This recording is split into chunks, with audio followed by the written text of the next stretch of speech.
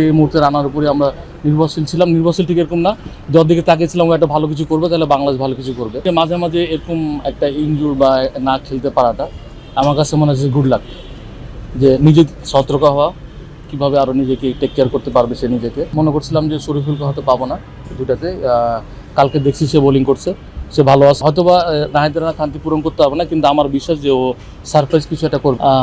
ও যা ট্রিটমেন্ট করে আসছে বা দেখে আসছে ও সব কিছুই আপাতত আলহামদুলিল্লাহ ভালো, খুব বেশি হতে সময় লাগবে না সব কিছু। তারপরও ওর উপর নির্ভর করতেছে, আমি জানি ও মেন্টালি স্ট্রং। আর তারপরে এখানে যে এটা দেখছে ওরা, এখানে যে ট্রিটমেন্টটা করবে, আমার বিশ্বাস যে খুব বেশি হলে হয়তো 2 থেকে 3 সপ্তাহের মধ্যে এটা মানে ক্লিয়ার হয়ে যাবে। অস্ট্রেলিয়ায় টেস্ট খেলার একটা সুযোগ ছিল, তার ক্যারিয়ারের জন্য একটা মাইল ফলো করতে পারত, খেলতে পারতেছে না, যে কোনো প্লেয়ারের জন্য খুবই খারাপ। এই সময়টা মেন্টালি ডাউন কিনা, বা আপনারা কীভাবে আসলে ইন্সপায়ার করেন এই কঠিন সময়টা? না, আমার কাছে মনে হয় যে মাঝে মাঝে এরকম একটা ইনজুর বা না খেলতে পারাটা আমার কাছে মনে হচ্ছে গুড লাক, যে নিজে সতর্ক হওয়া, কীভাবে আরও নিজেকে টেক কেয়ার করতে পারবে সে নিজেকে। যে ইনজুরটা হয়েছে, ইনজুর থেকে আর কখনো যেন না হয়, বা বিভিন্ন ইনজুর যে হয়ে আমরা পেস বলাররা হয়, সেখান থেকে নিজেকে কীভাবে টেক কেয়ার করবে সে নিজে থেকে এখন ওটা আরও চেষ্টা করবে, যে বেশি বেশি ম্যাচ খেললেও সে যেন ফিট থাকে। এই বিষয়ে অনেক কথা বলছে আমার সাথে, এবং চেষ্টা করবে যে আরও হার্ডওয়ার্ক কীভাবে করা যায় সেই বিষয়ে অনেক কথা বলছে, যাতে করে নেক্সট টাইম যেন ইনজুর থেকে প্রিপারেশন থাকে বা ইনজুর থেকে দূরে থাকতে পারে, সেই জিনিসটাও চেষ্টা করতেছে। আপনি বললেন যে সামহাও এটা গুড লাক হিসেবে কাজ করতে পারে। আপনার কি মনে হয়েছে যে লাস্ট কিছুদিন ধরে রানা যে স্টারডমটা পেয়েছে, তাতে করে সে একটু কেয়ারলেস হয়েছে, বা তার বোলিং ওয়ার্কলোডটা আসলেই বেশি হয়েছে, এমনকি আপনার মনে হয়? না, যেহেতু ভালো পারফর্ম করছে, উইকেট পাইছিল, সব কিছুই ওকে ছিল। হ্যাঁ, ইনজুর কার কখন কীভাবে হবে এটা বলা মুশকিল। হয়তো ম্যাচ খেলতে গিয়ে হয়েছে, এটা তো প্র্যাকটিসে হতে পারতো, তখন আমরা কি বলতাম, বা এমনি নর্মালি বাইরে তো হতে পারতো। সেটার জন্য ব্যাড লাক, সেটা হয়তো মাঠে হয়েছে বলে আমরা বলছি যে অনেক বেশি ম্যাচ, অনেক বেশি খেলা হয়ে গেছে, এই কারণে হয়তো বা এটা বাইরে হতে পারতো। এই জন্য বলছি এটার জন্য ব্যাড লাক, সেটা যেখানে সেখানে হতে পারতো। তারপরে বলবো এটা গুড লাক, যে সে সতর্ক হওয়ার জন্য যেসব কাজ অবশ্যই সেগুলো ট্রাই করবে এখন থেকে।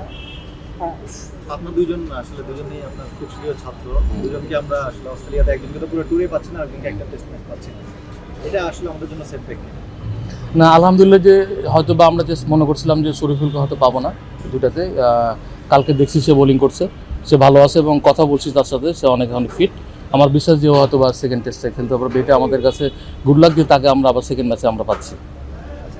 একটা হাইপ ছিল যে নাহিদ রানাকে নিয়ে সবার আগ্রহ ছিল, যে অস্ট্রেলিয়ার মিডিয়া থেকে শুরু করে ক্রিকেটার এখানে যেহেতু খেলা হয়েছে তাদের, তো সেই জায়গা থেকে মনে হচ্ছে একটু কমে গেল কিনা ব্যাপারটা আমাদের।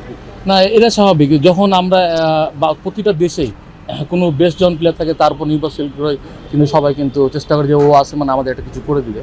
তো এরকম যদি হয় যে আমরা হয়তো এই মুহূর্তে রানার উপরে আমরা নির্ভরশীল ছিলাম, নির্ভরশীল ঠিক এরকম না, যার দিকে তাকিয়েছিলাম ও একটা ভালো কিছু করবে, তাহলে বাংলাদেশ ভালো কিছু করবে। তো এরকম যদি বেস্ট প্লেয়ারটা একটা ইনজুর কিছু হয়, তখন দেশটা কিন্তু থমকে দাঁড়ায়। ঠিক জিনিসটা সবার কাছে এরকম, শুধু আমাদের কাছে না, আপনাদের কাছে তাই, বা ক্রিকেট বোর্ডও তাই, পুরো বাংলাদেশেও একটু থমকে দাঁড়িয়েছে। সমস্যা না, আমার বিশ্বাস যে থমকে দাঁড়ানো হয়তো নেক্সট যে সিরিজগুলো থাকবে এটা সব কিছু পৌঁছে দেবে আবার ক্রিকেট বোর্ড বা বাংলাদেশ। আপনার তো পাইপলাইনের সাথে ভালো যোগাযোগ আছে, যেটা কন্টিনিউ কাজ করেন, এরকম বোলার দেখেন কিনা আরো, বা উঠে আসছে কিনা? না, আসছে। আমি 17-ও দেখছি, 19-ও দেখছি, এখন তো আন্ডার 23-তে আমি দেখলাম এখানে বেশ কিছু ভালো বোলারও আছে, তারা উঠে আসছে আমরা থেকে। হয়তো বা নাহিদ রানা এক্সেপশনাল বোলার, এখানে আমরা সবাই জানেন পেসটা কিন্তু একদম গড গিফটেড, হয়তো এরকম পেস এখনও পাই নাই, কিন্তু তারপরেও যারা আছে যথেষ্ট ভালো পেস বোলার আছে পাইপলাইনে। মুশফিক সুযোগ পেয়েছে, মুশফিক হাসান, আপনি তার সাথে কাজ করেছেন, খুব বেশি কথা হচ্ছে না, খুব বেশি এক্সপেকটেশনসও নাই মুশফিকের কাছে। আপনি তার আসল চেহারাটা জানেন, মুশফিক কী করতে পারে অস্ট্রেলিয়া সিরিজে? না, আমি 17-এ দেখছি, এসে ওয়েল, ও ভালো এনার্জেটিক, অনেকক্ষণ বোলিং করতে পারে, এবং ও জোরেও বল করতে পারে। হয়তো বা সুযোগ এর আগেও পাইছিল, হয়তো ম্যাচ খেলানোর সুযোগ হয়নি তাকে। আমার বিশ্বাস যে অস্ট্রেলিয়া নিয়ে গেছে, আমার বিশ্বাস সে এখনও ভালো করবে। আর ওই বিশ্বাসটা আছেই বলেই কিন্তু রানার যে খান্তিটা আছে, হয়তো পুরোপুরি পূরণ করতে না পারলেও আমার বিশ্বাস যে কাছাকাছি একটা কিছু করবে ও। এটা সারপ্রাইজ ফ্যাক্টর হিসেবে কাজ করতে পারে কিনা, কারণ মুশফিককে কেউ চেনেও না, জানেও না, অস্ট্রেলিয়ান ওরাও আসলে খুব বেশি স্টাডি করতে পারবে না, সেক্ষেত্রে ওকে খেলায় দেওয়া যায় কিনা, বা একটা সারপ্রাইজ ফ্যাক্টর হিসেবে কাজ করতে পারবে? হ্যাঁ, না, ওটাই বললাম যে হয়তো বা নাহিদ রানা খান্তি পূরণ করতে পারবে না, কিন্তু আমার বিশ্বাস যে ও সারপ্রাইজ কিছু একটা করবে, আমার বিশ্বাস এটা। কারণ হচ্ছে যে আমরা লোকাল ক্রিকেট যা খেলা দেখেছি, আমি লঙ্গর বাসন ম্যাচে এনসিএলে খেলা দেখছি, যথেষ্ট জোরে বোলিং করে এবং এনার্জেটিক, অনেক সময় অনেক দিন অনেকক্ষণ বোলিং করতে পারে। আমার বিশ্বাস যখন যদি তাকে খেলায় ভালো কিছু করবে ও। ভাইয়া, ইবাদত আসলে একটা সময় দারুণ সুন্দর ছিল বাংলাদেশের ক্রিকেট। হুট করেই আসলে একটু অফ ফর্মে আসে আসার পর এখন আসলে কেমন দেখছেন? না, অফ ফর্মে ঠিক না, ও তো অ্যাকচুয়ালি ইনজুর, আপনারা সবাই জানেন, ইনজুর থেকে কামব্যাক করছে এখন। সেই জিনিসটা থেকে যখন উঠে আসছে নিজেকে তো একটু মাথা ওটা থাকবে যে ইনজুর জিনিসটা। তারপরেও ইনজুর থেকে যে এখন আবার ব্যাকে আসছে, আস্তে আস্তে রিদমে আসছে। কালকে দেখা হয়েছে, এমনি কথা হয়েছে, অনেক ভালো আছে।